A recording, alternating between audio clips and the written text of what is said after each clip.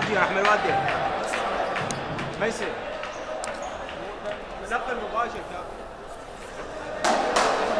مشاهدينا متابعينا في كل مكان، اهلا وسهلا ومرحبا بكم عبر شاشة الوطن وقنوات شبكة الاعلام العراقي. نحييكم اجمل تحية وتحية ابدية خالصة لكم من القلب جميعا، هنا من قلب العاصمة الحبيبة بغداد، تحديدا قاعة نادي الشرطة المغلقة لمباراة الختام، مباراة التتويج والمشهد الأخير لدوري المحترفين لكرة الصالات ضمن مباريات البلاي أوف. وصلنا للمباراة الأخيرة، الشرطة بمواجهة نفط البصرة لتحديد البطل وتحديد الوصيف بعد نهاية المباراتان الأخيرتان في البلاي أوف. اليوم هذه المباراة هي من تحدد من هو البطل لهذا الموسم بعدما انتهت المباراة الأخيرة بفوز الشرطة 3-2 وقبلها تعادل بهدفين مقابل هدفين. هذا بانتظار صافرة البداية. تحية لكم مشاهدينا عبر قنوات شبكة الإعلام العراقي، محدثكم المعلق حسين سمير، واصفا لهذا المشهد الختام. من سيكون عريس هذه الليلة؟ هل هم نفط البصرة للمرة الثالثة على التوالي هاتريك دوري، أو للشرطة كلام آخر من الطرف أو من الجهة اليمنى بألوان المعتادة بالألوان الخضراء، القيثارة الخضراء نادي الشرطة، ومن الجهة اليسرى هنالك نفط البصرة بألوانهم الحمراء. أيضا بانتظار طاقم التحكيمي بقيادة الدولي عيسى أحمد ومحمد جاسم البلوشي، طبعا طاقم تحكيمي كويتي دولي من دولة الكويت الشقيقة. حكم الثالث راوند فتاح من كركوك عراقي، والميقاتي رافد علاوي أيضا دولي، مقيم الحكام حسام محمد. لحظات على صافرة البداية وثواني على انطلاق بداية هذه المباراة النهائية، ليلة تحديد من هو بطل هذا الموسم. نظام البلاي أوف، هذه هي مباراة الأخيرة، الشرطة يحتاج إلى فوز أو تعادل للتتويج، أما نفط البصرة لا خيار أمامهم سوى الفوز من أجل التتويج. من يكون البطل بنهاية المطاف؟ الشرطة بقيادة المدرب أثير جمال الدراجي اللي حقق الدوري 2 و6 مرات، هو الوصيف. ومدرب نفط البصرة هو المدرب عباس فاضل، بطل الموسمين الماضيين وحصل بالموسم السابق على جائزة أفضل مدرب. وها هنا اللحظات على بداية أحداث المباراة النهائية، قاعة نادي الشرطة، وحضور نوعا ما ممتاز يعتبر لعشاق القيثارة. هذا اللحظات على البداية، من اليسار نفط البصرة باللون الأحمر، حراسة المرمى من إبراهيم أحمد، حيدر مجيد، رافد، حميد وحمزة عباس. وهنا الحديث أيضا لا ننسى برقم 9 سالم فيصل اللي هو على تنفيذ كرة البداية أو يتركها للشرطة. بالتأكيد سيكون هنالك لقطة بروح رياضية من أجل تسليم الكرة. حديث الآن أغلبية اللاعبين من كلا الناديين هم يمثلون منتخبنا الوطني. إذن صافرة البداية وعلى بركة الله من الطاقم الدولي التحكيمي الدولي عيسى أحمد ومحمد البلوشي. إذن القيثارة وفرسان الجنوب، ها هنا الصافرة والخطأ بأول لحظات اللقاء. حيدر هنا على التنفيذ، حيدر مجيد هداف الموسم لحد هذه اللحظة برصيد 50 هدف. يا عفو الله، 50 هدف في موسم. نعم هي كرة الصالات الملاعب المصغرة، لكن 50 هدف رقم كبير جدا بالنسبة للاعب حيدر مجيد. هذه الكرة الآن سالم فيصل والمرور، لكن التسديدة مرت إلى خارج الملعب وهي كرة إدخال، ركلة إدخال لنفط البصرة. قادمون من البصرة إلى العاصمة الحبيبة بغداد في البحث عن التتويج، لكن يواجهون القيثارة الخضراء. حديث الآن من حارس المرمى الحارس محمد سامي والحكم الدولي عيسى أحمد. حديث لا زال موجود. إذن مواجهات تجمع الفريقين، هذه المواجهة الخامسة هذا الموسم، مرتان بالدوري ومرتان بالبلاي أوف، بنهائي البلاي أوف إن صح التعبير بالدوري فاز نفط البصرة 4-2 بأول مباراة، بعدها تعادلوا بنتيجة 3-3. هنا تنفذ الكرة، تصل سريعة اليسارية، اصطدت وعادت حمزة عباس بالرقم 14، لكن بعد ذلك الكرة تصل إلى كرة إدخال. تنفذ هذه الكرة على الجهة اليسرى، الدخول والبحث عن مساحة، تمويه ممتاز. ها هنا العرضية، لكن مرت من سالم فيصل إلى خارج أرضية الملعب. مباراة النهائية، مباراة اللقب، لا يوجد مجال للتهاون إطلاقا. اليوم العريس والفائز بهذه المباراة هو بطل هذا الموسم بدوري المحترفين لكرة الصالات. وها هنا الكرة تحولت بعد ذلك والتسديدة إلى خارج أرضية الملعب، إلى حارس المرمى محمد سامي اللي مرر كرة سريعة لمحب الدين. محب الدين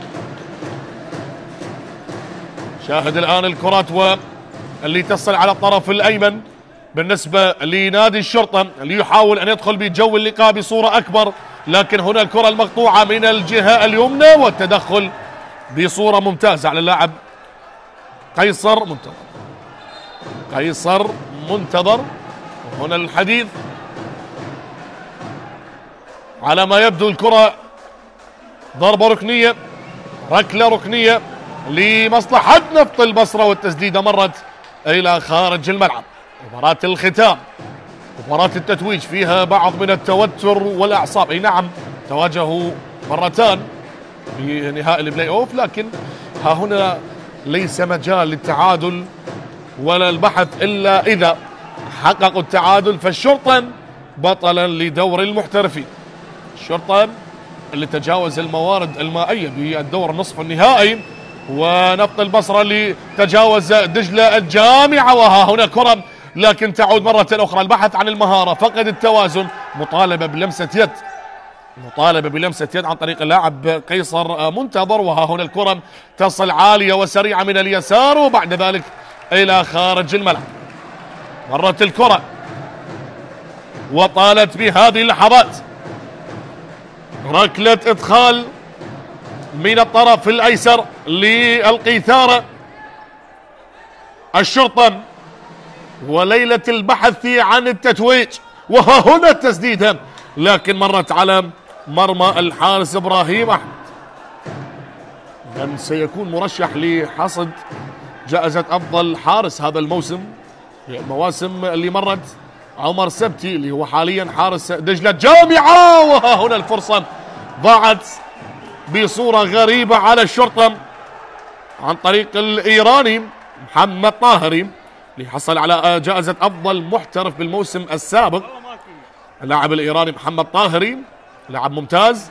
ها هنا الكرة تصل من اليسار، أصبحت بالمنتصف، وتصل الآن مرة أخرى للبحث عن الهداف حيدر مجيد. تمريرة تصل من اليمين لمصلحة نفط البصرة. فرسان الجنوب يبحثون الآن عن إضافة هدف، لكن مقطوع الكرة، وتصل مبدأ المرتدات بالنسبة للشرطة. تغيير اللعب الآن بعدما كانت عند محمد رعد، تصل مرة أخرى لمحمد رعد، تسديد لكن بعيدة يا محمد رعد إلى خارج الملعب.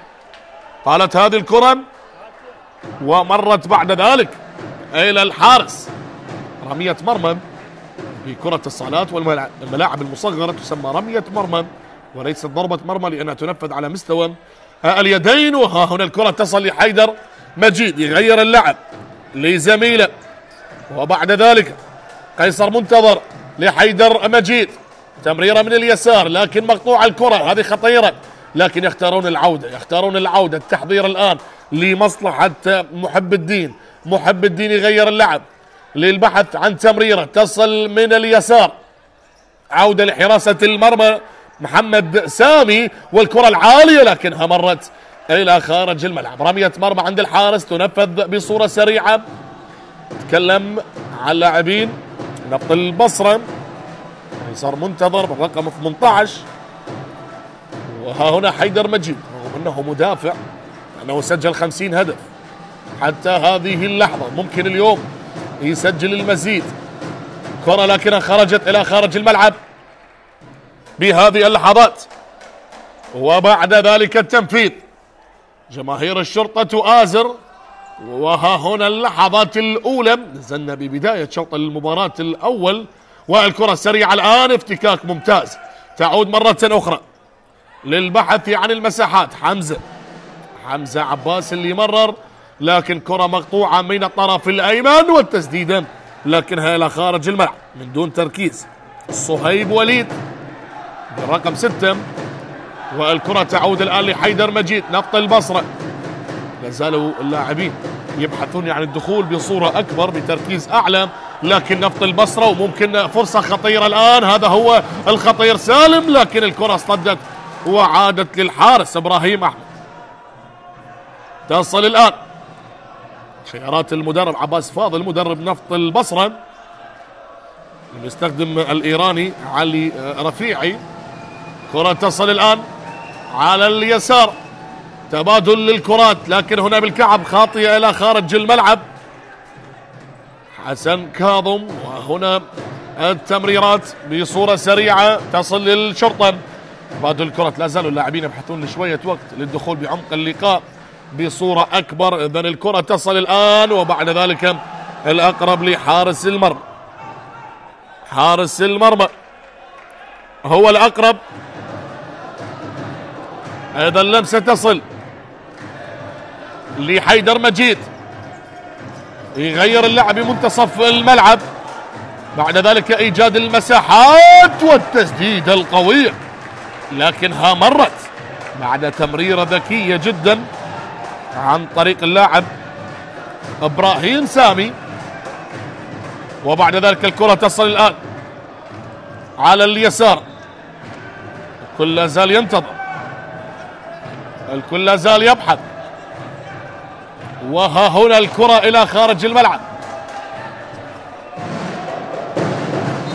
جماهير والمؤازرة والأجواء اللي تعطيها الجماهير بقاعة نادي الشرطة المغلقة. من يتوج بطلا بنهاية المطاف. لازلنا لم نتعرف على البطل. نفط البصرة بطل الدوري بالموسمين الماضيين. ايضا الانتظار لا زال، والكرة للشرطة مقطوعة الآن لنفط البصرة. تبادل للكرات، يحاولون الجماهير تشتيت تركيز لاعبين نفط البصرة، لكن هنا التمريرة والى خارج الملعب. ركلة ادخال لمصلحة فريق الشرطة. الإثارة والبحث عن المساحات، لكن بعد ذلك تنفذ الكرة من الطرف الأيمن. الاستعادة لإيجاد الحلول، مرور جميل والتسديدة مرت. لقطة رائعة عن طريق اللاعب صهيب وليد اللي استخدم المهارات الفردية بالكرة الماضية، والكرة أصبحت ركلة إدخال لمصلحة نفط البصرة. نفط البصرة تكلم على الأندية النفطية، قبلها كان المسيطر نفط الوسط. وها هنا الكرة تعود مرة أخرى من اليمين، والكرة اللي لا زالت لمصلحة فرسان الجنوب. تبادل الكرات ها هنا، لكن عادت الأقرب الحارس محمد سامي. محمد سامي، وكرة اللي مرت بعيدة باللقطة الماضية. هنا على اليمين تبادل للكرات، رقم 8 إبراهيم سامي، والعودة لحارس المرمى إبراهيم أحمد. تنفذ الكرة، بدأوا يعتمدون على الكرات العالية عن طريق الحارس إبراهيم أحمد، لكن ها هنا الكرة تصل مرة أخرى باليسار. الاستلام لا زال للشرطة. عودة مرة أخرى، مرور جميل، الأول والثاني والثالث. الله الله الله الله الله الله الله، كيف ضاعت وكيف مرت، وأي مهارة فردية باللقطة الماضية. هنا الحديث، مهارة فردية ودخول بصورة جميلة في اللقطة الماضية، لكن تتوقف المباراة. أيضا استمرارية اللعب، حديث اللي كان موجود مع طاقم التحكيم الدولي الكويتي عيسى أحمد ومحمد البلوشي. تنفذ الكرة الآن، تغيير اللعب، تمريرة ذكية جميلة، لكن الحارس محمد سامي يقف ندا قويا بالكرة الماضية. محمد سامي ممتاز. ردة فعل ولا أروع لحارس القيثارة. وها هنا الكرة للشرطة على التنفيذ. محمد طاهر، تصل الكرة الآن على اليسار والرأسية، لكنها تعود مرة أخرى للشرطة للبحث عن المساحات، لكن الكرة تغادر إلى خارج أرضية الملعب. نتكلم عن اللاعبين، تغييرات السريعة بالملاعب المصغرة وبالأخص بكرة الصالات، التغييرات تكون بصورة سريعة.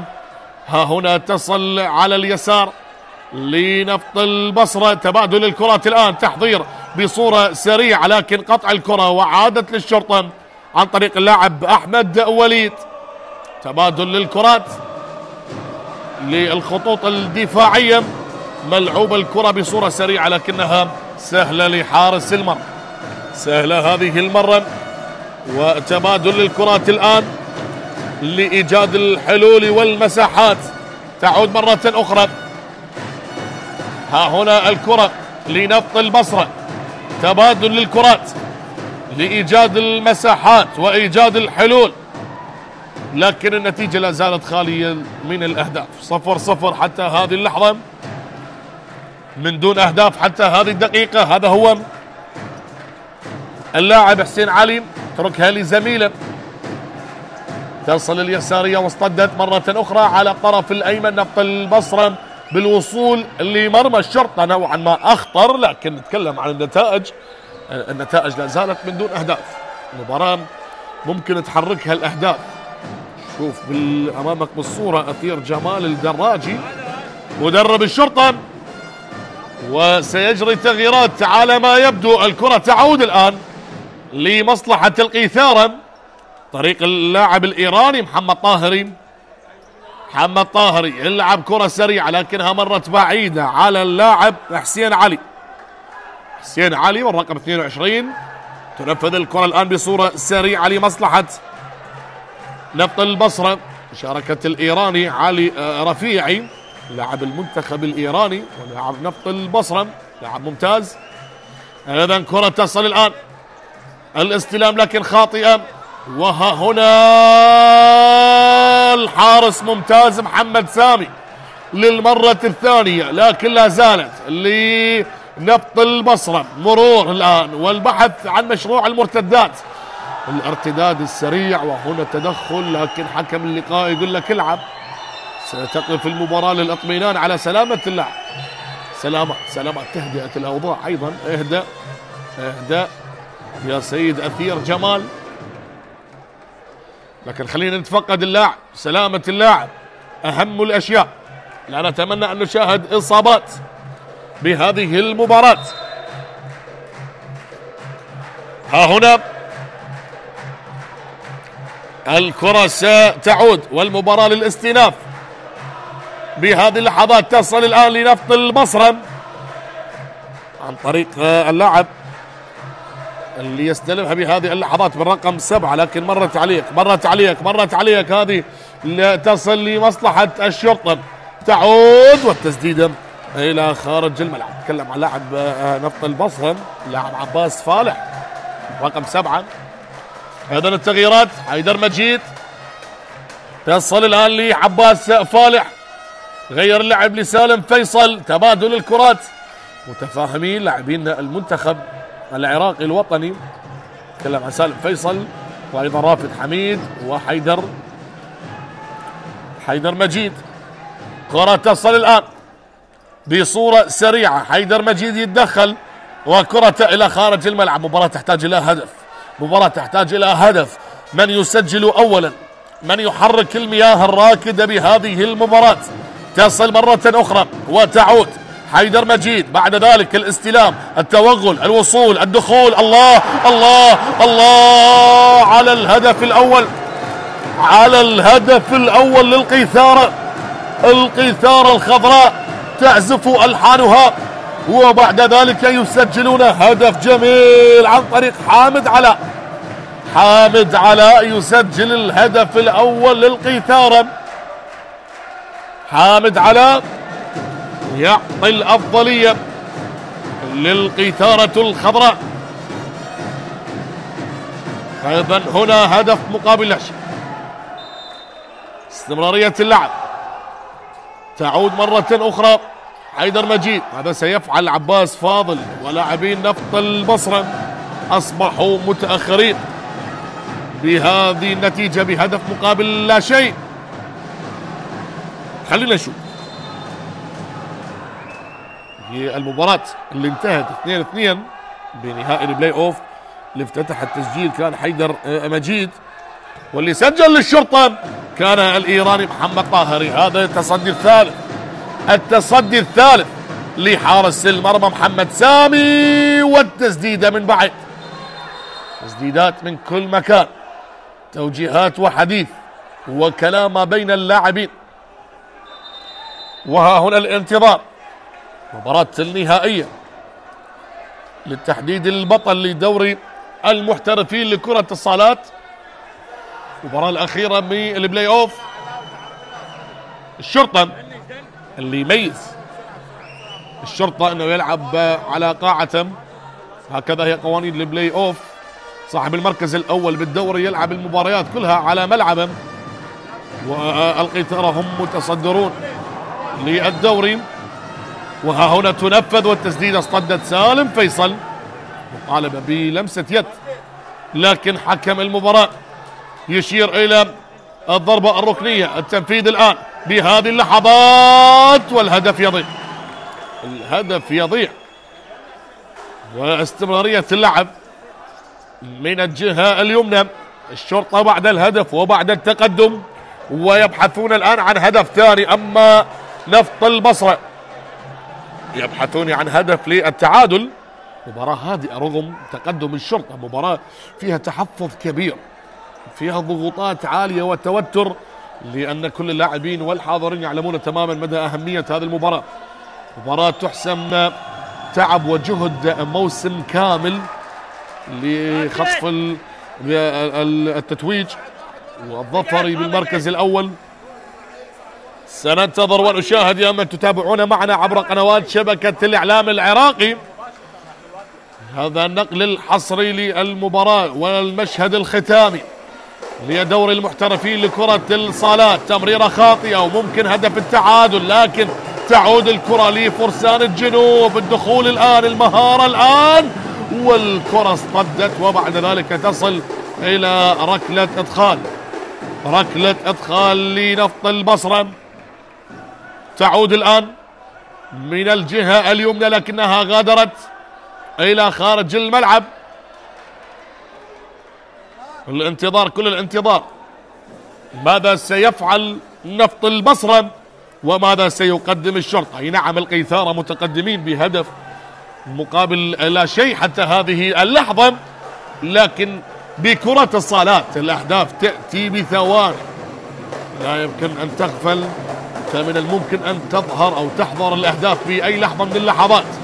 تصل الآن على اليمين عن طريق نفط البصرة لإيجاد المساحة والحلول، بعد ذلك تعود مرة أخرى على اليسار لإيجاد الفرص، لكن الأماكن كلها مغلقة.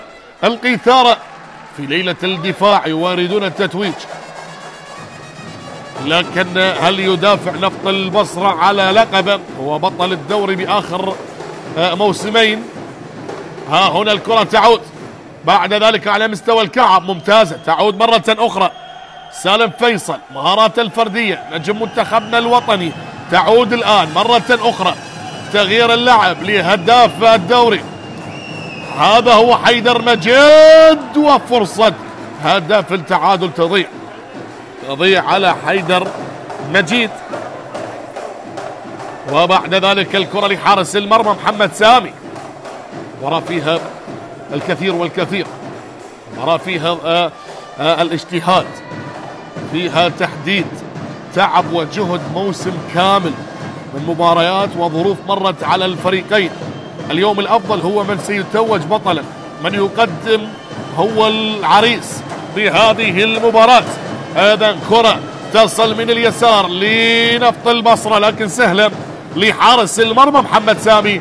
بهذه اللحظات الاستلام بمنتصف الملعب، تتغير الكرة بعد ذلك الاستلام، تغيير اللعب عن طريق محمد رعد وإيجاد المساحات. بعد ذلك تعود لعلي حسين، علي حسين حتروش، علي حسين والاستلام، وبعد ذلك الدخول الشرطة القيثارة، لاعب يسقط على أرضية الملعب. سلامات سلامات. تكلم على جائزة أفضل لاعب في الموسم بموسم 2022 حصل عليها اللاعب حيدر مجيد عندما كان لاعبا لنفط الوسط، الآن هو لاعب لنفط البصرة.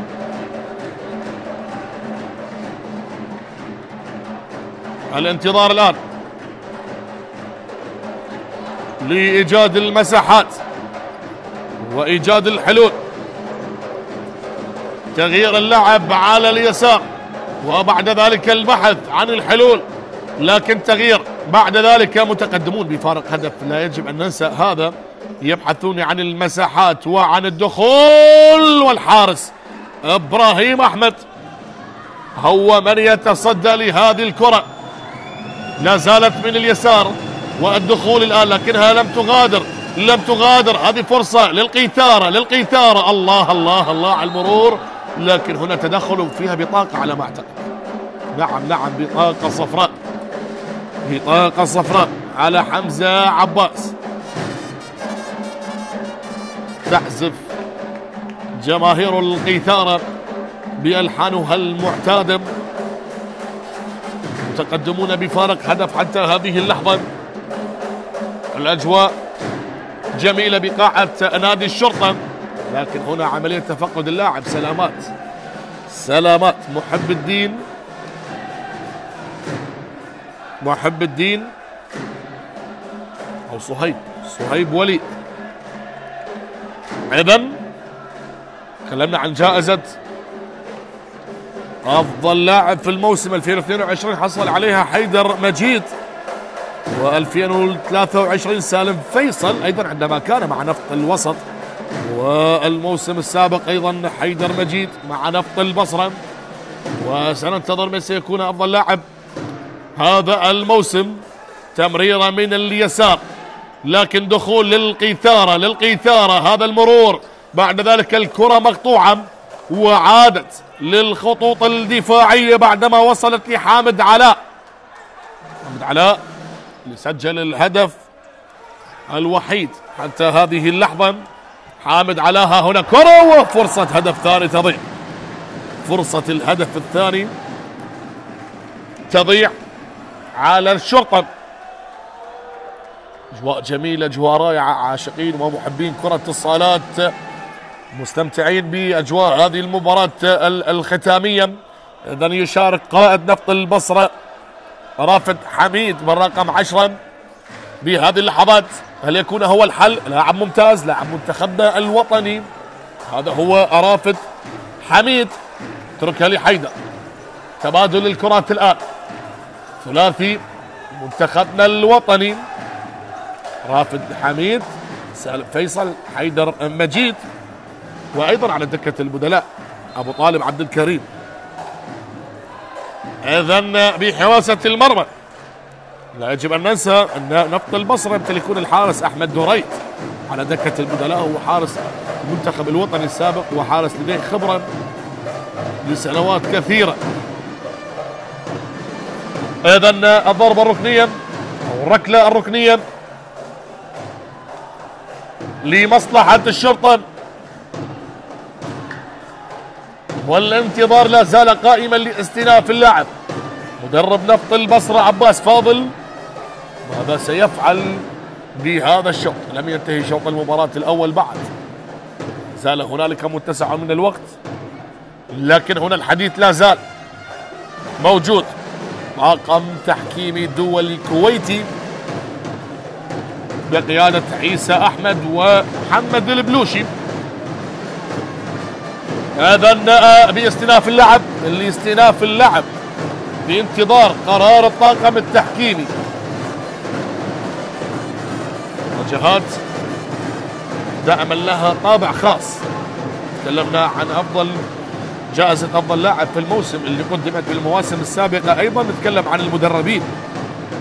بموسم 2022 حصل عليها المدرب أبو الفضل بعاوي مع نفط الوسط، وبعام 2023 ياسر حميد مع نادي المصافي. ياسر حميد مدرب ممتاز، تاريخ ممتاز بكرة الصالات. وأيضا بموسم 2024 كان عباس فاضل مدرب نفط البصر. إذن ركلة ركنية الآن على التنفيذ، تنفذ لكنها مرت إلى خارج الملعب، وبعد ذلك ركلة إدخال، هدف مقابل لا شيء. الشرطة 1 نفط البصرة لا شيء حتى هذه الدقيقة، ما يقارب ال4 دقائق متبقية على نهاية شوط المباراة الأول بكرة الصالات. عندما تغادر الكرة أو تتوقف يتوقف معها الوقت، لعب فعلي، شوط 20 دقيقة فعلية. إذن هذه الكرة خطأ لمصلحة نفط البصرة على التنفيذ. الحديث الآن على ما يبدو تايم اوت، وقت مستقطع للحديث واعطاء التوجيهات والتقاط الانفاس وشرب المياه. الشرطة 1 نفط البصرة لا شيء.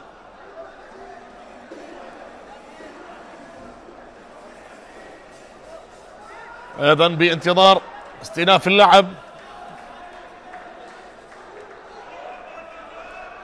وماذا سيفعل عباس فاضل مدرب نفط البصرة المتأخر بفارق هدف. بالنسبة لكرة الصالات فارق هدف هو شيء بسيط جدا، لكن إذا قدم الفريق المتقدم أداء مميز على مستوى الجانب الدفاعي ستنتهي، ممكن تنتهي 1-0. لا أتكلم عن هذه المباراة، أتكلم بصورة عامة.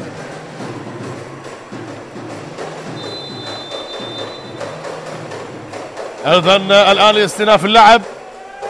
كما ذكرنا لكم بالموسم السابق أفضل محترف في دوري المحترفين هو الإيراني محمد طاهري لاعب الشرطة، وفي الموسم اللي قبله حصل عليها الإيراني علي رفيعي لاعب نفط البصرة بالرقم 6. أيضا استئناف اللعب والخطأ لنفط البصرة بهذه اللحظات. فرسان الجنوب، هل هنالك فرصة للتعديل أو للقيثارة؟ رأي آخر، لكن طالت الكرة عليك يا محمد رعد، وبعد ذلك تعود لمصلحة نفط البصرة. تمريرة لحيدر مجيد، 50 هدف حتى اللحظة، اليوم يحتاجونك أكثر مما مضى. نفط البصرة هل تلبي النداء؟ هنا مرور جميل جميل، الله الله الله، تسديدة وين؟ هدف التعادل، لكن تضيع الفرصة. والآن تعود ومعها صافرة الآن. الله على فرصة جميلة منظمة بالكرة الماضية، حديث ما بين حيدر مجيد وزميله وقائد الفريق رافد حميد. إذن نفط البصرة بعدما تواجه بالبلاي اوف امام دجلة الجامعة، فريق العنيد والصعب قيادة كابتنهم مصطفى بتشاي، والشرطة اللي تجاوز ايضا الفريق العنيد الصعب. الموارد المائية دور النصف النهائي شاهدنا مواجهات مليئة بالندية والإثارة، لكن هنا اليوم المشهد الختامي، الليلة الأخيرة لمعرفة بطل هذا الموسم. إذن كرة تعود على اليمين، استلام اللعب لإيجاد الحلول، تسديد لكن بعيد. نتكلم عن نفط البصرة يبحثون عن التركيز، لكن الشرطة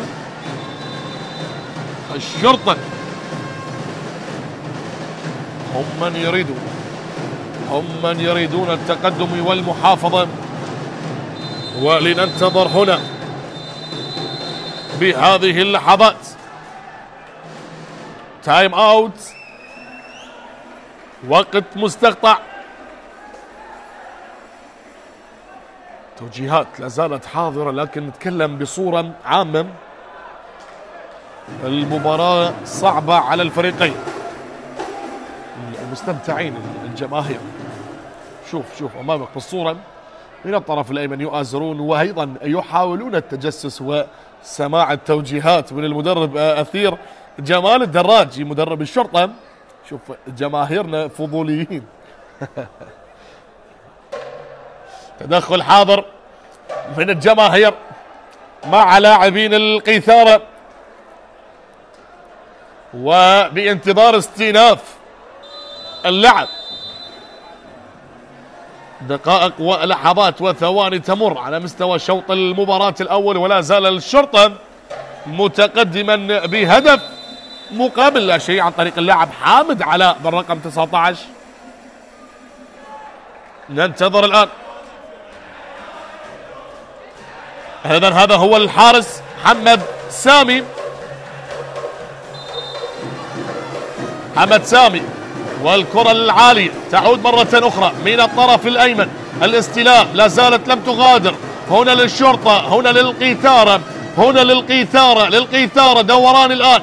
الحاضر بالكعب لكن بعيدة من دون أي تركيز. مرت هذه الكرة وطالت بعد ذلك عن طريق اللاعب محمد طاهري اللاعب الإيراني.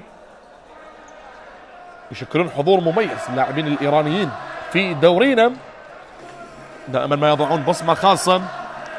ذكريات نفط الوسط أيضا فرهاد، أسماء كثيرة مرت على الأندية العراقية من اللاعبين الإيرانيين. ها هنا كرة بالحديث عن الإيرانيين، هذه التمريرة اللي وصلت عن طريق الإيراني علي رفيعي لاعب نفط البصرة ولاعب المنتخب الإيراني.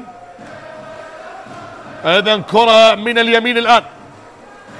شوط المباراة الأول قريب من النهاية، ولا زال الشرطة متقدما بهدف مقابل لا شيء أمام أبطال الموسمين الماضيين نفط البصرة. تصل الكرة الآن، تبادل للكرات عن طريق حسن كاظم، غيرها لعلي رفيعي الإيراني، تمريرة تبادل للكرات. هذا هو القائد رافد حميد. تعود الآن التسليم والاستلام لإيجاد المساحات والحلول. ها هنا تعود مرة أخرى من اليمين إبراهيم سامي، تبادل الكرات ما بين لاعبين نفط البصرة. وها هنا الاستلام والمتابعة، لكن الحارس هو الأقرب محمد سامي. هنا الحديث ماذا هناك أعصاب وتوتر وحديث مع حكم اللقاء عن طريق الإيراني محمد طاهري والكويتي عيسى أحمد. حديث لا زال، وها هنا حديث مستمر. كما أعتقد يتحدثون باللغة الإنجليزية، أن اللاعب الإيراني على ما يبدو لا يجيد التكلم بالعربي إلا إذا لاعبين الشرطة علموه أن يتكلم عربي. إذن الكرة الآن من اليمين، تغيير اللعب من الطرف الأيسر. هذا هو علي رفيعي والقائد رافد حميد، وعالية الكرة لنفط البصرة. المرور لم يحضر، لكن هنا نتكلم عن المباريات النهائية. دائما المباريات النهائية لها طعم خاص، لها طابع مختلف. هذه الكرة اللي مرت باللقطة الماضية وتعود لنفط البصرة. الوصول الآن والتوغل بهذه اللحظات بالكعب جميلة. الله الله الله، لكن على ما يبدو غادرت بهذه اللحظات. شاهد الآن الكرة للشرطة، طريق اللاعب حامد علاء اللي سجل الهدف الوحيد حتى هذه الدقيقة. عالية الكرة الآن، لكنها تعود مرة أخرى، والاستلام من الجهة اليمنى لإيجاد الحلول والمساحات. وهنا للشرطة، لكن بعد ذلك غادرت الكرة إلى خارج الملعب. غادرت الكرة وبعد ذلك لمصلحة الشرطة القيثارة، الشرطة اللي تأسس بعام 2004. تكلم عن نادي الشرطة لكرة الصالات في زمن الكابتن المرحوم أحمد عدنان. ها هنا الكرة تنفذ وانطلاقة لنفط البصرة، فرصة للتعادل لكن تسرع بالتمرير، تعود للشرطة. تكلم عن نادي الشرطة اللي يمتلك مشاركات عالمية، شارك بكأس العالم العسكري مرتين. ها هنا أيضا من الأرقام المميزة لنادي الشرطة هذا الموسم، حافظ على نظافة شباكه في 6 مباريات. نشاهد وننتظر الشرطة اللي حقق الدوري مرتين وكأس العراق مرة لكرة الصالات. ها هنا الحديث،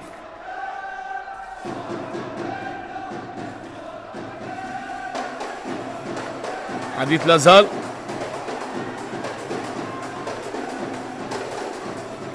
حديث الآن وتهدئة الأوضاع، الأعصاب، اهدأوا يا شباب.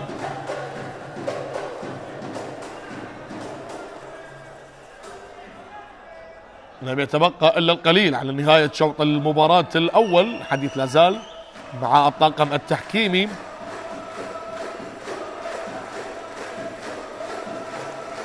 تأثير جمال الدراجي. حديث أيضا ما بين الطاقم التحكيمي، ولكن استئناف اللعب سيصل سالم فيصل بهذه اللحظات. تصل التسديدة لكنها مرت إلى خارج الملعب، مرت الكرة إلى خارج الملعب، وعلى التنفيذ الآن سالم فيصل يبحث عن المرور، لكن تمريرة بعيدة من دون تركيز. تمريرة تصل لحارس المرمى محمد سامي اللي يلعبها بصورة سريعة، لكن بعد ذلك الأقرب إبراهيم أحمد. إبراهيم أحمد تغيير اللعب من اليسار، الدخول الآن لنفط البصرة، فرصة التعادل لكن قطع الكرة بصورة ممتازة ولا زالت مرت الآن. الثواني الأخيرة،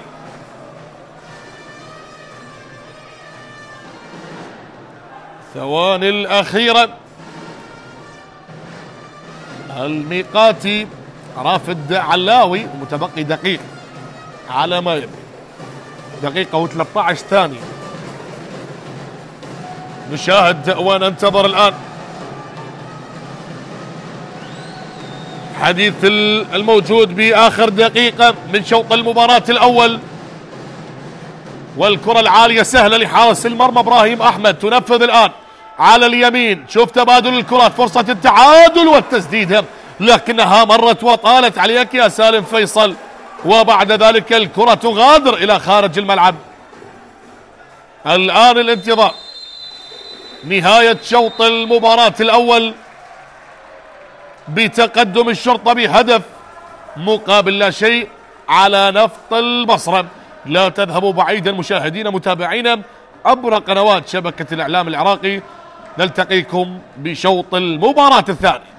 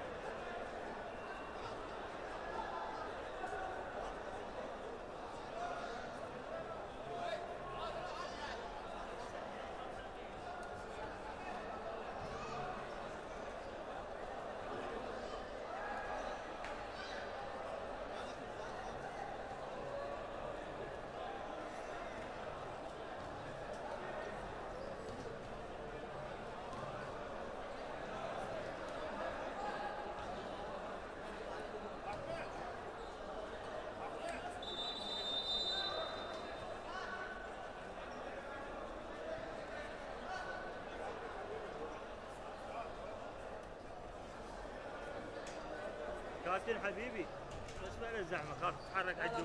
انا مباشر ترى طالع بالجو على ولا تغير مكانك يعني ما قمت ما شجع.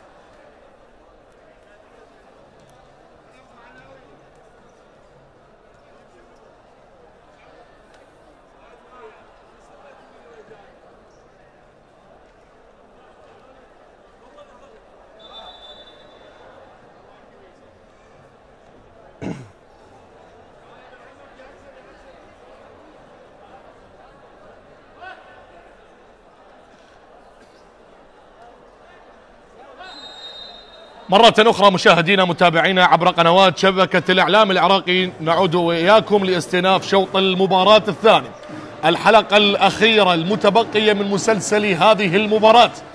بخلال 20 دقيقة سنتعرف على البطل لدوري المحترفين لكرة الصالات، هنا ما بين الشرطة القيثارة ونفط البصرة فرسان الجنوب بقاعة نادي الشرطة المغلقة. انتهى شوط المباراة الأول بتقدم الشرطة بهدف مقابل لا شيء بإمضاء اللاعب حامد علاء. الآن الانتظار لمشاهدة 20 دقيقة مختلفة ما بين الفريقين. هل هنالك عودة من الباب الكبير لنفط البصرة أم للشرطة رأي آخر للمحافظة على هذا التقدم وتحقيق الإنجاز؟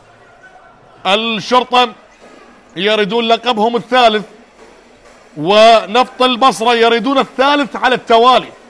هاتريك دوري يريده عباس فاضل، لكن 20 دقيقة هي النقطة الفاصلة، المشهد الختامي، الليلة النهائية، مباراة التتويج، مباراة معرفة من يحقق المركز الأول ومن يكون الوصيف. ما هي خيارات المدربين بشوط المباراة الثاني ما بين أثير جمال وعباس فاضل؟ خلينا نشوف ونتابع يا من تتابعوا معنا عبر قنوات شبكة الإعلام العراقي. أجدد لكم التحية، محدثكم المعلق حسين سمير واصفا لهذه المباراة. إذن كرة للشرطة، أصبحوا على الجهة اليسرى الشرطة بزي المعتاد بألوان الخضراء، ومن اليمين نفط البصرة بالوان الحمراء. هنا كرة، فرصة هدف ثاني، لكن لا زالت المحاولة قائمة. هنا التسديدة القوية والتصدي الممتاز من ابراهيم احمد وردة الفعل الجميلة بالكرة الماضية. لكن بعد ذلك نذكركم بأن الطاقم التحكيمي الدولي عيسى احمد والدولي محمد البلوشي، طاقم تحكيمي كويتي يقود مجريات هذه المباراة، الميقاتي العراقي رافد علاوي، ومقيم الحكام عراقي حسام محمد. اذن الان الخطأ لمصلحة الشرطة القيثارة الخضراء، يريدون هدفا ثانيا من أجل الاطمئنان.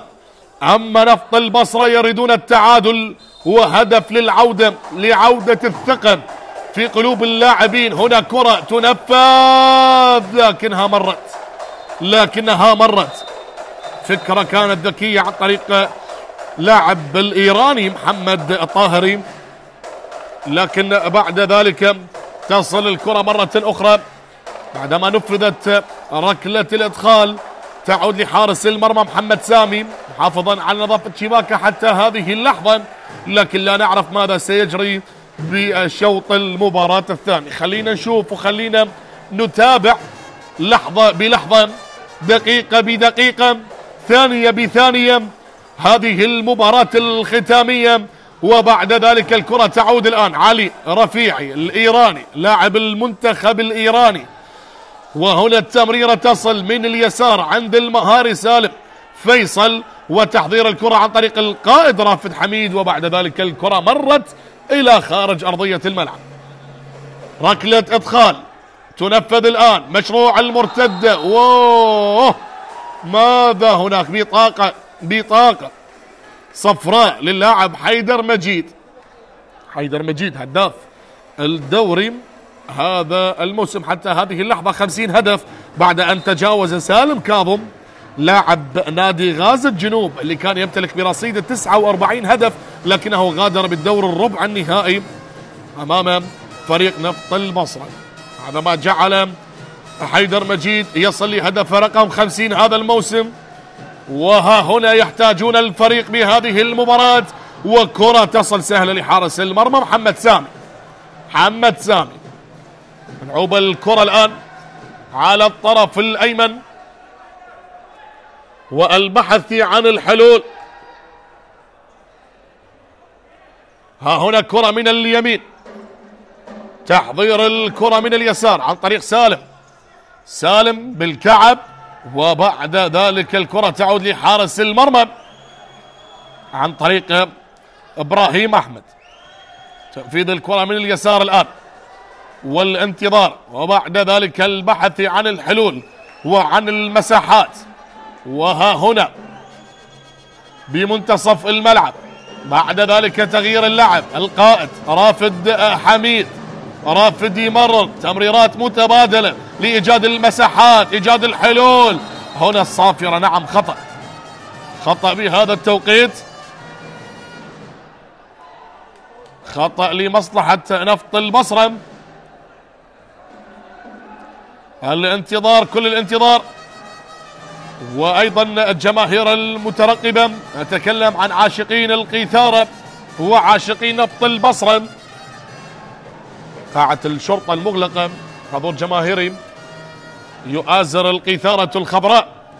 أما هنالك من البصرة يمنون النفس لنفط البصرة أن يحققون اللقب للمرة الثالثة على التوالي، أو للشرطة رأي آخر. إذن خطأ الآن على التنفيذ والتسديد، لكنها إلى خارج الملعب. حيدر مجيد والاحتجاج بالكرة الماضية، على ما يبدو طالب بلمسة يد، لكن الكرة الآن لمصلحة حارس المرمى محمد سامي. محمد سامي سريع الكرة الآن عندما وصلت عن طريق اللاعب حامد علاء، وأصبحت عالية الآن. علي رفيعي الإيراني اللي عنده الكرة الآن. علي رفيعي غير اللعب، وهنالك التغييرات لنفط البصرة، التغييرات السريعة. وها هنا يشارك حمزة عباس. تصل على اليسار الآن للشرطة، تغيير اللعب وإلى خارج الملعب. تعودين كلا الفريقين على هكذا ضغوطات، على هكذا مباريات نهائية. تكلم عن نادي الشرطة 6 مرات هو الوصي، ونفط البصرة بآخر موسمين هو البطل. يعني نتكلم عن تمريرة جميلة بالكعب، وها هنا الكرة إلى خارج الملعب. مرت وطالت على سالم فيصل الكرة الماضية، وبعد ذلك الأقرب حارس المرمى محمد سامي. محمد سامي في انتظار استئناف اللعب، حديث على ما يبدو مع الحكم الثاني محمد البلوشي الدولي الكويتي. لكن هنا كرة تصل من اليسار، تحضير الآن، لكن على ما يبدو نعم لنفط البصرة. حيدر مجيد لسالم فيصل، تبادل للكرات، وبعد ذلك تصل من الطرف الأيمن لحيدر مجيد، يغير اللعب. رافد حميد يبحث عن مساندة، تصل الكرة من اليسار، تبادل الكرات الآن. علي حسين حتروش، وفرصة هدف ثاني للقيثارة. الله الله الله، عزفت القيثارة، عزفت القيثارة على أوتار الفرح. هدف من نغمة راقية لا يسجله إلا من يفهم لحن البطولة. حين تعزف القيثارة لا مكان للصمت، فقط التصفيق والتغني بهذا الجمال. والهدف الثاني للقيثارة الخضراء. إذن هدفين مقابل لا شيء للقيثارة. القيثارة تعزف ألحانها بشوط المباراة الثاني وتسجل ثاني أهداف اللقاء. الآن نفط البصرة في موقف لا يحسدون عليه إطلاقا، 2-0 وتبقي ما يقارب الربع ساعة وقت لعب فعلي. إذن ننتظر ونشاهد، انتظار استئناف اللعب. 15 دقيقة و32 ثانية متبقية كوقت فعلي لنهاية هذه المباراة ومعرفة البطل. شوف على ما يبدو حكم أو عفوا مدرب نفط البصرة عباس فاضل، يوجد بعض الاحتجاجات والحديث مع طاقم التحكيم الدولي الكويتي بهذه اللقطات. الاحتجاج على ماذا لا نعلم. الإثارة بدأت جماهير الشرطة بالعزف والتغني. أيضا استئناف اللعب وهدفين مقابل لا شيء للشرطة. أصبحت نوعا ما المهمة أصعب نسبيا على نفط البصرة، والكرة تصل الآن بمنتصف الملعب، تغييرها من الطرف الأيسر، مرور جميل وممكن هدف ثالث، ممكن هدف ثالث، ممكن هدف ثالث للقيثارة. يتدخل الحارس، يتدخل إبراهيم أحمد لمنع الشرطة من الهدف الثالث. وبعد ذلك هنا لاعب على ما يبدو يشكو من إصابة، سلامات. هل تنتهي شرطاويا أو لنفط البصرة كلام آخر للعودة من الباب الكبير؟ كل شيء وارد، كل شيء معقول. هذه كرة قدم، لا مجال للمستحيل على التنفيذ الآن. كرة من الطرف الأيمن، ركلة ركنية تنفذ بهذه اللحظات، لكن بعيدة من دون أي تركيز، تغادر إلى خارج أرضية الملعب. بعد ذلك الانتظار الآن، سريع الكرة، مقطوع الكرة، وهذه فرصة، لكن تدخل يعتبر لاعب خطر من اللاعب عباس أو محب الدين جمعة. هذه كرة لسالم فيصل. هل سيلعبون بطريقة الباور نفط البصرة؟ الزيادة العددية، هذه هي الطريقة العالمية عندما يكون الفريق متأخرا بالنتيجة والحارس يتصدر. لكن خلينا نحذركم بأن اللعب بطريقة الباور أي خطأ بالتمرير ممكن تستقبل هدف، هكذا هي مجازفة تعتبر. وعلى ما أعتقد برأيي الشخصي التوقيت نوعا ما مبكر للعب بطريقة الباور، لكن هذا ما يريد المدرب عباس فاضل. يعني متأخر بفارق هدفين، ولا زال ما يقارب ال 14 إلى 13 دقيقة على نهاية المباراة، وتلعب بطريقة الباور. إذا تلقيت هدف ثالث نوعا ما تنتهي الأمور، لكن تعتمد على أسلوب الفريق نفط البصرة. إذا يطبق طريقة الباور بصورة صحيحة ممكن أو أكيد سيسجل، لكن خلينا نشوف وخلينا نشاهد. هنا لاعب يشكو من إصابة، سلامات. الجميع يعلم بأن اللعب بطريقة الباور هي مجازفة، لكن لا يوجد خيار آخر، لا يوجد حل ثاني. تأخر 2-0 والأوقات تمر والضغط يزداد، لكن هنا عباس فاضل بطل الموسمين الماضيين يبحث عن اللقب الثالث على التوالي، لكن الشرطة يقفوا ندا حتى هذه اللحظة. وهنا التغيير، هنا التغيير. تكلمنا عن حراس المرمى، حارس مرمى الشرطة محمد سامي، لكن بديله أحمد وليد، وأيضا زاهر مهدي المتعرض لإصابة، نتمنى له السلامة والشفاء العاجل.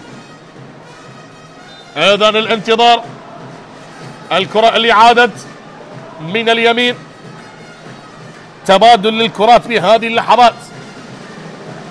أيضا عباس فالح، واللعب بطريقة الباور. حمزة عباس يسجل هدف بتسديدة قوية بمرمى دجلة الجامعة بالدور النصف النهائي ضمن مباريات البلاي أوف. هذا هو حمزة، يمرر الكرة الآن من اليمين، هذه خطيرة، لكن شوف استغلال الفرص، استغلال أي كرة تقطع للشرطة، أي كرة تقطع للشرطة سيسدد لاعبي اتجاه المرمى، لأن المرمى فارغ من دون حارس مرمى. أيضا الكرة تصل بالمنتصف، تبادل الكرات، الضغط العالي، اللعب بطريقة البور، سالم وتهدئة أوضاع اللاعبين، حمزة وتبادل الكرات. أصبحت الأمور صعبة، أصبحت الأمور حماسية، أصبحت الأمور ندية، صراعات الآن الكرات، وإلى ركلة ركنية، ركلة ركنية الآن بهذه اللحظات، ومن يفعلها؟ هل هدف ثالث للشرطة وهدف أول لتقليص النتيجة لنفط البصرة؟ تصل الكرة من اليسار، تبادل الآن من اليمين، تغيير اللعب، سالم هو الموزع الآن للكرات، هو اللي يحرك، هو المايسترو. هذه كرة خطيرة خطيرة خطيرة، لكن مرت ضغط عالي، ضغط عالي الآن من نفط البصرة. 2-0 للشرطة، واللعب بالباور لنفط البصرة. تصل بالمنتصف الآن، تبادل للكرات، إيجاد المساحة وإيجاد الحلول. هذا عباس فالح لسالم، تبادل، تمريرات، فرصة، لكن بعيدة مرت. طالت الكرة الماضية في هذه اللقطات، وننتظر الآن هل هنالك تغييرات قادمة؟ لنشاهد وننتظر. على ما أعتقد هنالك مفاجأة ممكن تفعلها القيثارة، أو ممكن يسجل نفط البصرة دوري المحترفين لكرة الصالات. هذا بنظام 16 فريق يتأهل منهم أول 8 فرق، أول 8 مراكز اللي يلعبون البلاي أوف. المركز الأول يواجه المركز الثامن، المركز الثاني يواجه المركز السابع، وهكذا الثالث يواجه السادس حتى الوصول لمباريات النهائية للبلاي أوف. ونذكركم بأن من المميزات صاحب المركز الأول والمركز الثاني يلعبون المباريات على أرضهم. المركز الثاني دجلة الجامعة اللي غادر بالنصف النهائي، هنا الشرطة اللي يلعب اليوم على قاعته لأنه متصدرا للدوري. أيضا نشاهد الآن الكرة من اليسار، التسديدة اصطدت وعادت بعد ذلك. شوف عندما تكون الكرة بحوزة الشرطة يعود للمشاركة حارس المرمى إبراهيم أحمد، لكن عندما يستلمها نفط البصرة يشارك عباس فالح للعب بطريقة الباور. هنا كرة تعود من اليسار، تبادل للكرات، تسليم واستلام، وممكن هدف ثالث، ممكن هذه فرصة هدف ثالث يضيع بصورة غريبة وعجيبة. كانت فرصة قريبة للقيثارة لكنها ضاعت ومرت على الشرطة بالكرة الماضية. طريق اللاعب حسين علي يصل الآن لنفط البصرة، تبادل للكرات، حاضر الكرة بهذا التوقيت بالجهة اليسرى، حمزة عباس لسالم فيصل، حيدر مجيد، تبادل الكرات الآن، تبادل التمريرات في هذه اللحظات، تعود مرة أخرى لسالم، لكن هنا شوف الرغبة، شوف الرغبة. نتكلم عن اللاعب الإيراني محمد طاهري لاعب الشرطة. بعد ذلك الدقائق تمر، قريبين الشرطة حتى هذه الدقيقة من التتويج بلقب دوري المحترفين لكرة الصالات. ها هنا الانطلاق، بعد ذلك تعود من اليسار الاستلام، فرصة هدف، لكن ضاعت على نفط البصرة. كرة جميلة باللقطة الماضية عن طريق اللاعب حسن كاظم. إذن الكرة تصل، 11 دقيقة متبقية، 11 دقيقة و35 ثانية. هل تكون كافية لنفط البصرة؟ أو تكون كافية للمحافظة للشرطة هذه الكرة، لكن فرسان الجنوب يحاولون بهذه اللحظات. تمريرة تصل من اليمين، عباس فالح والبور مرة أخرى، سالم يمرر، تبادل للكرات، تبادل للتمريرات، ها هنا العرضية لكن الكرة مرت إلى خارج الملعب. إذن هدفين مقابل لا شيء. الشرطة قريبين من التتويج إلا إذا وصلت المفاجأة. تسديدة مرت إلى خارج الملعب.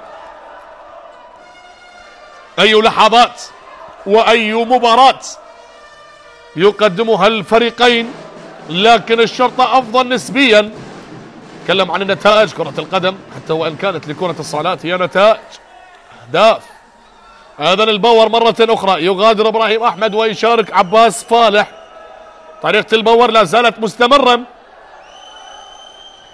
تبادل الكرات الآن، حيدر مجيد والتسديدة لكنها مرت. حيدر مجيد تصل الكرة بهذا التوقيت. لحظات لا زالت تمر، وها هنا الانتظار وركلة إدخال. ركلة إدخال بهذا التوقيت، والكرة تغادر إلى خارج الملعب. إذا تنفذ الآن لمصلحة نفط البصرة.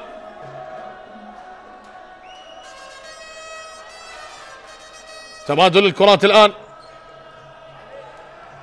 على اليسار، بعد ذلك البحث، وها هنا عودة مرة أخرى على اليسار تصل لمصلحة نفط البصرة. تبادل للكرات، وها هنا تصل بهذه اللحظات، لكنها غادرت إلى ركلة إدخال بهذا التوقيت.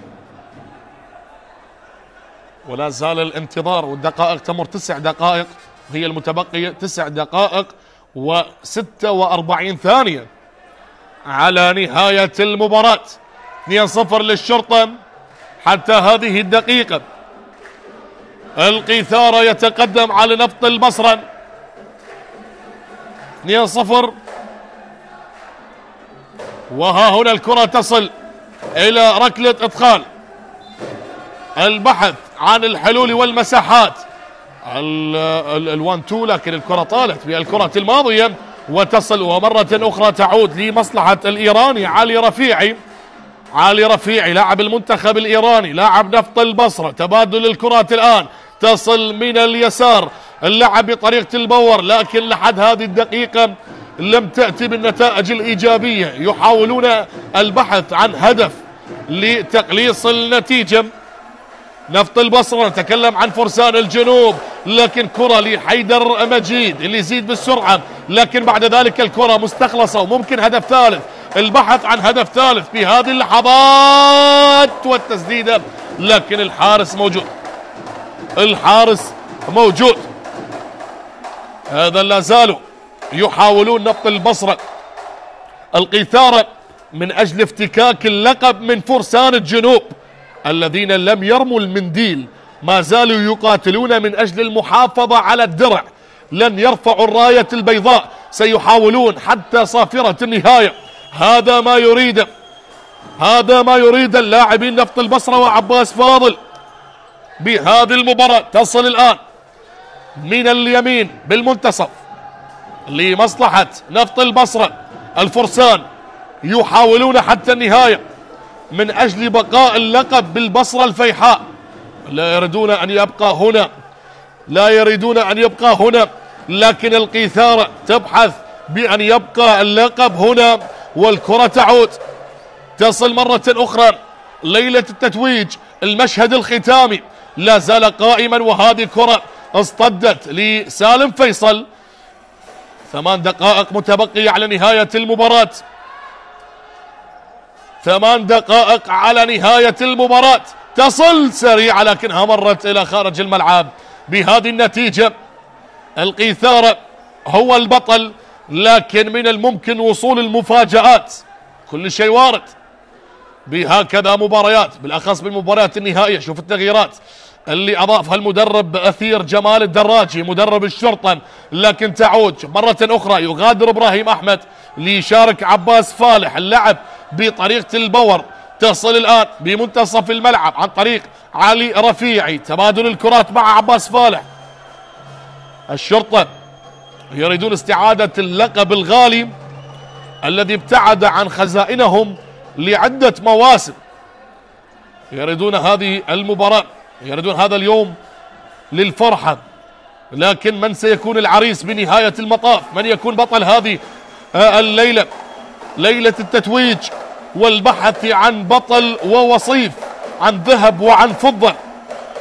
وهنا يريدون استعادة اللقب الشرطة في صالتهم أمام جماهيرهم المتواجدين للمؤازرة. والكرة الآن لنفط البصرة والدربكة الحاضرة، والكرة بعد ذلك إلى ركلة إدخال تنفذ الآن.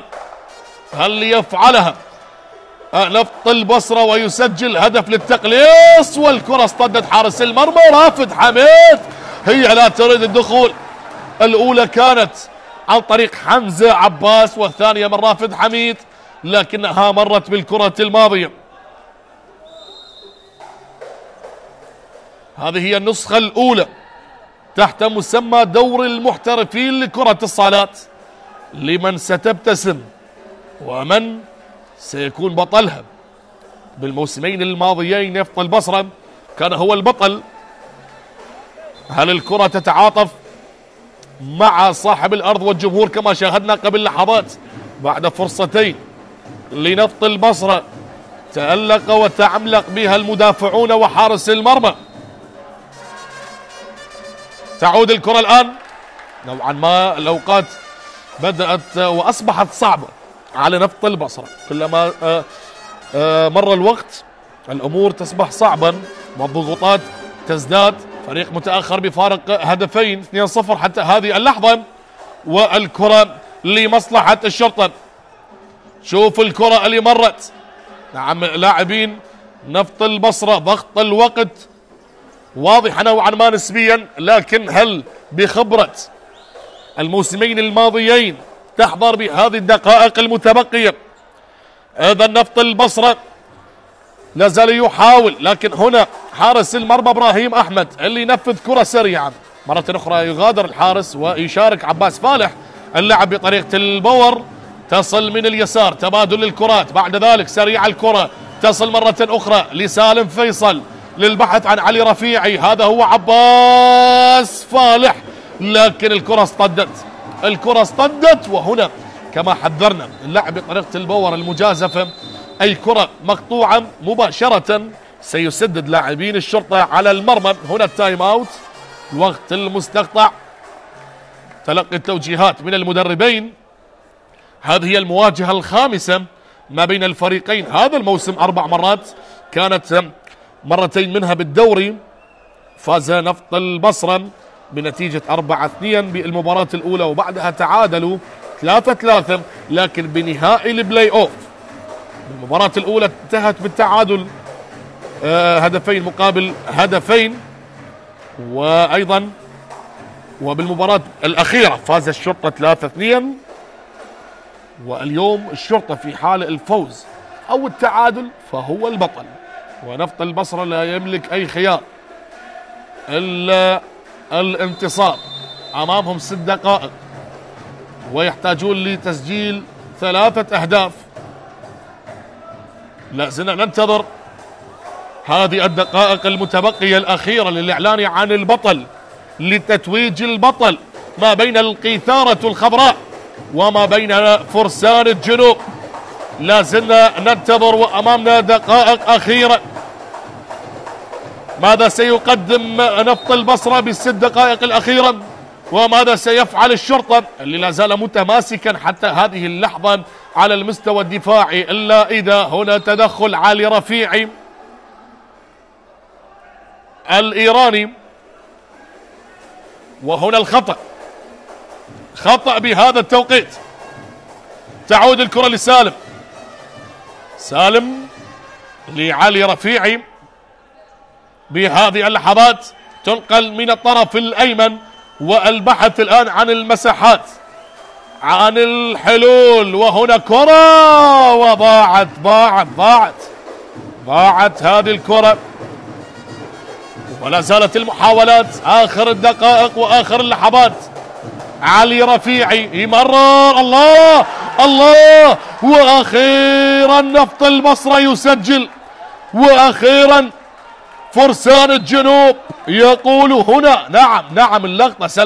سلامات لعباس فالح، سلامات. سجلوا هدف تقليص النتيجة، لكن هنا سلامات. ماذا حصل وماذا جرى؟ نشاهد بهذه اللحظات. اللاعب عباس فالح هو من يستلقي على أرضية الملعب، وعلى ما يبدو يشكو من إصابة. أيضا هدفين مقابل هدف.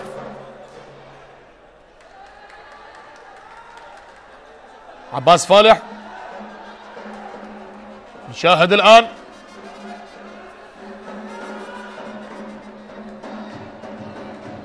أيضا هدفين مقابل هدف، والمتبقي 5 دقائق و39 ثانية. تصل الآن مرة أخرى لمصلحة الشرطة. هل هنالك مجال للعودة؟ بالنسبة لنفط البصرة يحتاجون هدفين من أجل تحقيق اللقب. ها هنا الكرة تعود، لكن فيها خطأ. يحتاج اللاعب الإيراني، يحتاج محمد طاهري اللي حصل على جائزة أفضل لاعب محترف بالموسم السابق. نشاهد الآن هذا الخطأ على التنفيذ. اللحظات الأخيرة تصل الكرة لسالم فيصل. هنالك صافرة على ما يبدو، إعادة تنفيذ الخطأ لمصلحة فرسان الجنوب. هل يفعلونها بالخمس دقائق المتبقية؟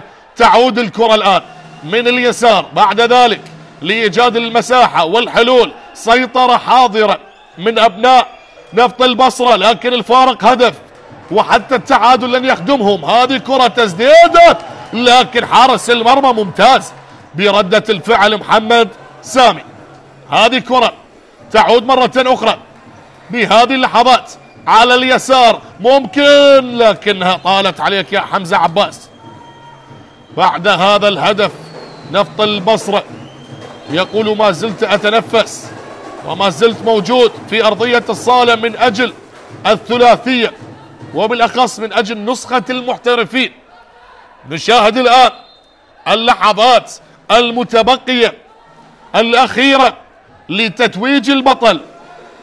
تعود الكرة الآن، وبعد ذلك إلى ركلة إدخال. لحظات صعبة يعيشها الفريق الأحمر. 4 دقائق و45 ثانية على النهاية، وهنا تصل تحول على الطرف الأيمن اللاعب حيدر مجيد، وهنا التدخل بروح عالية باللقطة الماضية. تصل الكرة الآن، جماهير الشرطة يريدون الاحتفال، يريدون بقاء اللقب هنا بالعاصمة الحبيبة بغداد. تصل الكرة الآن مرة أخرى، حمزة عباس، تغيير اللعب من الطرف الأيمن يبحث عنها، وممكن هذه فرصة. الله، يفعلها نفط البصرة، وعن طريق حمزة عباس هو من يسجل هدف التعادل، وممكن أن تحضر الريمونتادا وقلب الطاولة وقلب الأمور. إذن هدفين مقابل هدفين. انتظروا طويلا فرسان الجنوب وعدلوا النتيجة بآخر اللحظات، وها هنا تصل الكرة لحارس المرمى. هل يفعلها الأحمر؟ هل يفعلها المارد الأحمر؟ هنا انقلبت، لا لا لا لا لا لا لا لا لا لا، انقلبت الأمور، انقلبت الموازين. نفط البصرة يعودون من الباب الكبير، وأي عودة، ويا لها من عودة انقلاب هنا في صالة الشرطة. أبناء البصرة يقلبون الطاولة على أصحاب الدار. أي لحظات وأي إثارة وأي جنون ريمونتادا تظهر بهذه المباراة. إذن 3 أهداف. نعم ريمونتادا على الطريقة البصراوية. وهنا التايم أوت 3 دقائق و56 ثانية. أي جنون بهذه اللحظات. من كان يتوقع هذا السيناريو؟ من كان يتوقع هذا اللي صار يا جماعة؟ الآن هنا يتدخل أثير والتوجيهات. أثير جمال الدراجي وعباس فاضل. هل يعدل الأمور ويرتب الأوراق المدرب أثير جمال الدراجي؟ هل هذا الوقت المتبقي سيكون لصالح الشرطة بهدف من أجل اللقب؟ بهذه النتيجة البطل نفط البصرة، لكن إذا عدل الشرطة يذهب اللقب ويبقى هنا ببغداد. خلينا نشوف الدقيقة أو 3 دقائق المتبقية. حديث لا زال. أي عودة وأي قلب طاولة حصلت. سيناريو هكذا هي كرة الصالات. قلت لكم بشوط المباراة الأول الأهداف بثواني ممكن تنقلب الأمور، لكن بهذه الطريقة الجميلة بالنسبة لنفط البصرة. إذن هذا الهدف الأخير هو من أعطى الثقة الأكبر الآن. عباس فاضل وأثير جمال الدراجي، وحكاية لا زالت لم تنتهي بعد. لم تنتهي بعد. لنشاهد بهذه اللحظات 3-2 فارق هدف. والحديث شوف الأعصاب، توتر، ضغوطات، لكن أي ثقة زرعت بلاعبي نفط البصرة بعد العودة بهذه اللحظات. قلبت الأمور وانقلبت الطاولة بثواني قليلة، لكن هنا قريبين من تحقيق الهاتريك 3 مرات أبطال الدوري، ولأول مرة بالمسمى الجديد دوري المحترفين. لكن لم تنتهي الأمور بعد. لن نقول الشرطة أو نفط البصرة هو البطل، لا زالت المباراة لم تنتهي بعد. لم تنتهي الأمور بعد، وبانتظار صافرة طاقم التحكيم الدولي الكويتي عيسى أحمد ومحمد البلوشي لاستئناف ما تبقى من ثواني ولحظات أخيرة.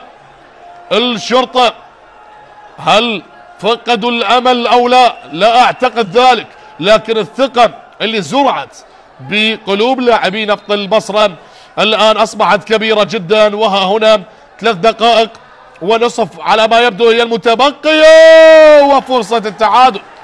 فرصة التعادل بقاعة نادي الشرطة المغلقة بانتظار تتويج البطل، ولم تنتهي الأمور بعد. ركلة إدخال لمصلحة نفط البصرة. هذا هو إبراهيم يلعب كرة سريعة الآن، وبعد ذلك الكرة طالت إلى خارج الملعب. إلى خارج الملعب. لحظات يحاولون جماهير الشرطة بإعطائهم جرعة ثقة للاعبين القيثارة، لكن هنا حارس المرمى وعلى التنفيذ بهذه اللحظات. تصل سريعة الآن من اليسار، الانتظار للبحث عن المساحات والحلول، لكن شوف الروح العالية بالنسبة للاعب حيدر مجيد. على التنفيذ الآن، على التنفيذ الآن. ركلة إدخال بالنسبة للشرطة. تصل الآن دوران والتحضير، لكن عملية السقوط وخطأ لمصلحة الشرطة. خطأ للاعب صهيب وليد حصل على الخطأ وعلى التنفيذ الإيراني محمد طاهري. تغيير اللاعب عن طريق اللاعب حسين أو علي حسين حتروش. تعود مرة أخرى الآن ثواني الأخيرة، اللحظات الأخيرة. زالت المباراة لم تنتهي بعد. 3 دقائق و15 ثانية. هي المتبقية على نهاية الأمور. وها هنا الكرة، تسديدة اصطدت، وبعد ذلك الإبعاد وتشتيت الخطر، وبعد ذلك الكرة إلى ركلة إدخال. ركلة إدخال. حديث الآن 3 دقائق وثواني 6 ثواني على ما يبدو، ولاعب الشرطة يشكو من إصابة. يتدخل الكادر الطبي، وها هنا الانتظار. سلامات سلامات إن شاء الله للاعب الشرطة، وبالانتظار الآن. هل فقدوا الأمل؟ لا. تكلم على الفريق المتأخر بفارق هدف، هل فقد الأمل والمتبقي 3 دقائق؟ لا أعتقد ذلك، كما فعلها نفط البصرة من الممكن أن يفعلها الشرطة.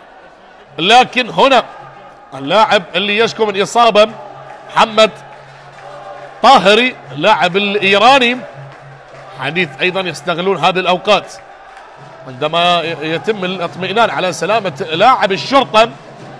هنالك تلقي التوجيهات. شوف عباس فاضل مدرب نفط البصرة على أعصابه، يجلس. هذه اللقطة تذكرنا بلقطة مورينيو.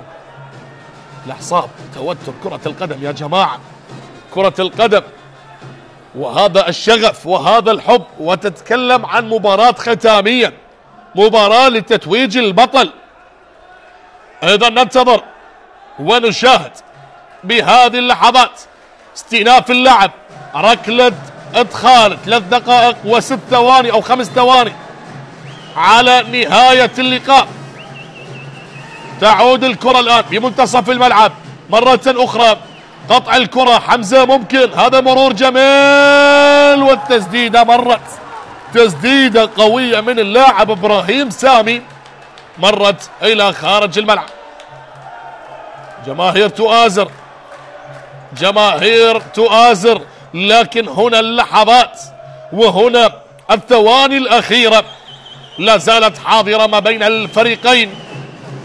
هل تستمر وصافة الشرطة ونفط البصرة للمرة الثالثة على التوالي هو البطل؟ لننتظر ونؤكد ذلك بعد صافرة النهاية.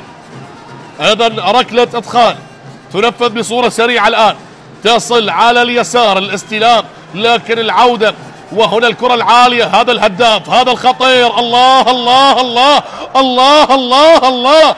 هي ترفض حيدر مجيد من سجل 50 هدفا هذا الموسم، ترفض بالمباراة النهائية أن تدخل وأن يصبح برصيد 51 هدف. هداف الدوري حيدر مجيد كان قريب من إضافة هدف رابع، وها هنا الخطأ ينفذ بهذا التوقيت، وممكن تكون الفرصة اللي ضاعت على نفط البصرة هي نقطة تحول اللقاء والمباراة. إذن ركلة إدخال من الطرف الأيسر لمصلحة نفط البصرة على التنفيذ الآن. تصل الكرة للحارس إبراهيم، يلعبها عالية وبعيدة من دون تركيز، فقط كان بأن يريد أن يشتت الخطر. اتخاذ قرار سليم بهذه اللحظات الأخيرة. إذن دقيقتين أو بالأحرى دقيقة و55 ثانية على النهاية. ركلة إدخال، وهنا الصافر فيها بطاقة بداعي الاحتجاج على لاعب الشرطة، بطاقة صفراء. صهيب وليد، أعصاب والتوتر بهذه اللحظات. يتدخل حكم الثاني. تكلمنا عن الدولي، طاقم التحكيم الدولي الكويتي عيسى أحمد ومحمد البلوشي، والحديث اللي لا زال بهذه اللحظات. والبطاقة اللي تواجدت أصبحت حمراء، بطاقة حمراء على لاعب الشرطة. الحديث اللي كان موجود محب الدين جمعة على ما يبدو، وهنا النتيجة 3-2، متبقي دقيقة و52 ثانية على نهاية الأحداث. بعدما كان متقدما الشرطة 2-0، قلب الطاولة نفط البصرة وفعل وقدم الريمونتادا لتنقلب الأمور 3-2 لنفط البصرة. ولا زالت المباراة لم تنتهي بعد، هنا الحديث المستمر. والشرطة مصائب لا تأتي فرادى، إذا بطاقة حمراء والنقص العددي بهذه اللحظات. حديث أيضا ما بين حارس المرمى وزميله. كلام عن الشرطة، الحديث اللي موجود مع اللاعب حسين علي ومحمد سامي، لكن الحديث كثر الحديث مع حكم المباراة. وعلى ما يبدو الأعصاب والتوتر لا زالت حاضرة. فريق صعبة أن يكون متقدم 2-0 وتنقلب عليك الأمور 3-2 بلحظات ودقائق قليلة. لا يمكن استيعاب الأمر، لذلك الآن الانتظار، كل الانتظار بهذه اللحظات. واستئناف اللعب لا زال لم يصل. حديث أيضا ما بين طاقم التحكيمي عيسى أحمد ومحمد البلوشي والحكم الثالث راوند فتاح. أيضا استئناف اللعب بهذه اللحظات. تصل الكرة سريعة الآن، وحارس المرمى هو الأقرب. بهذه الدقائق. تنفذ الكرة سريعة، يتركها تغادر الحارس إبراهيم أحمد إلى خارج الملعب.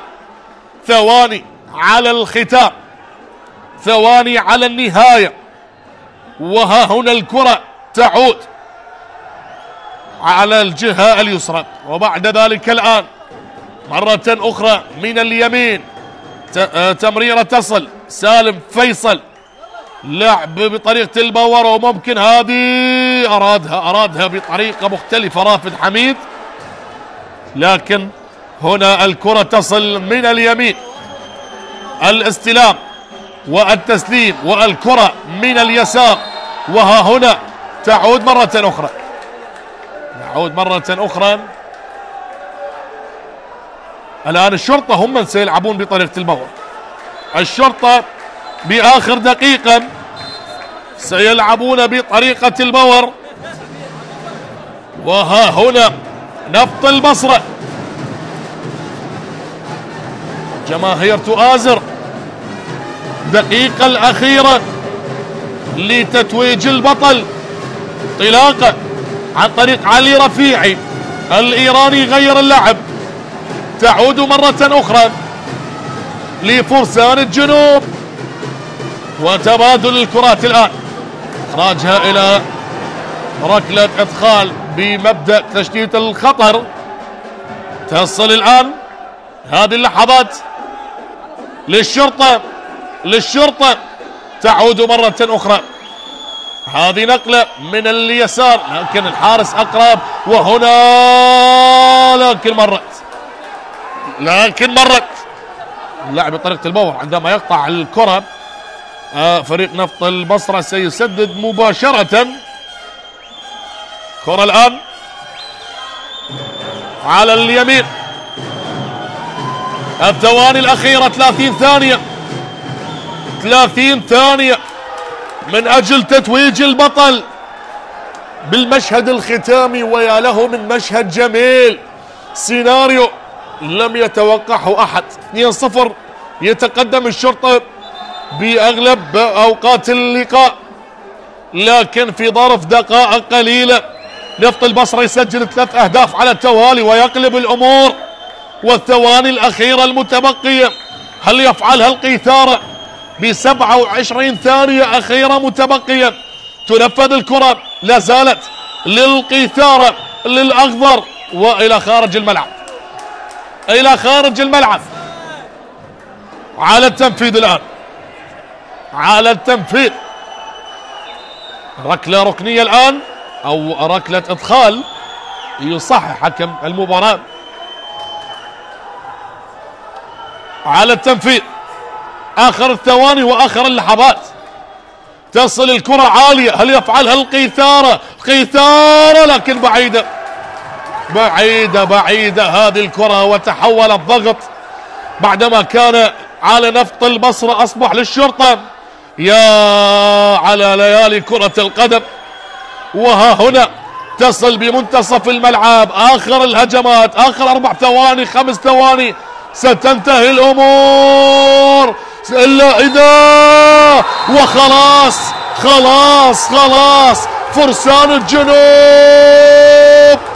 نفط البصرة للمرة الثالثة على التوالي هم أبطال البطولة وأبطال الدوري، ولأول مرة تحت المسمى الجديد دوري المحترفين، وثالث مرة على التوالي عباس فاضل يقود أبناء البصرة للتتويج بلقب دوري المحترفين لكرة الصالات. مبارك لأبناء البصرة، مبارك لمدينة بدر شاكر السياب، مدينة الشعراء والثقافة والأدب، وهارد لك لأبناء العاصمة بغداد، القيثارة الخضراء التي عزفت بألحانها بهذه المباراة، وكل مباريات الدوري كانوا متصدرين، لكن نفط البصرة يعودون أو يحافظون على هذا اللقب.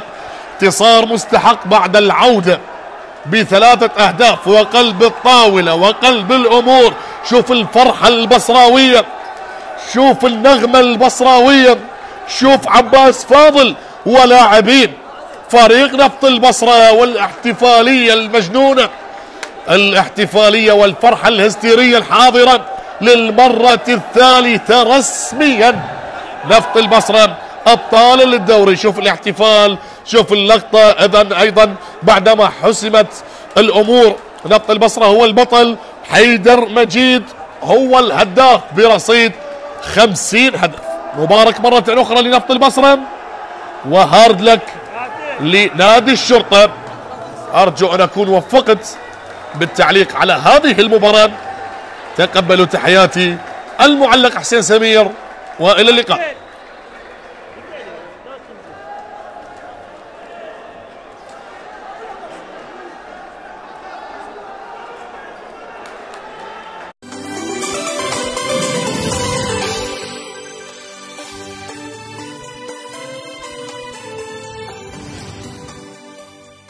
Thank you.